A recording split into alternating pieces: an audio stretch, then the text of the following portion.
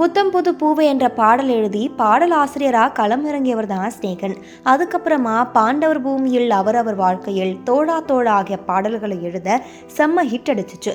மௌனம் பேசியதே படத்துல ஆடாத ஆட்டமெல்லாம், சாமி படத்துல கல்யாணம் தான் கட்டிக்கிட்டு, ஆட்டோகிராஃப் படத்துல ஞாபகம் வருதே, ராம் படத்துல ஆராரிராரோ, ஆடுகளம் படத்துல யாதே உள்ளிட்ட பல ஹிட் சாங்ஸை எழுதியிருக்காரு. அதுக்கப்புறமா பிக் பாஸ் தமிழ் நிகழ்ச்சியில போட்டியாளராக கலந்துக்கிட்டாரு.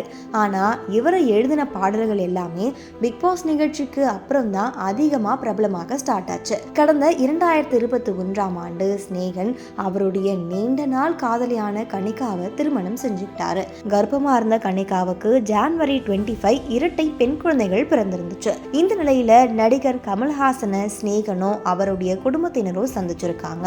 அப்ப கமல்ஹாசன் 2 குழந்தைகளுக்கும் தங்க வளையல போட்டு குழந்தைகளுக்கு காதல் கவிதைன்னு பெயர் சுட்டியிருக்காரு. இது குறித்து ஸ்நேகன் அவருடைய சமூக வலைத்தள பக்கத்துல போட்டோஸோட ஷேர் பண்ணியிருக்காரு.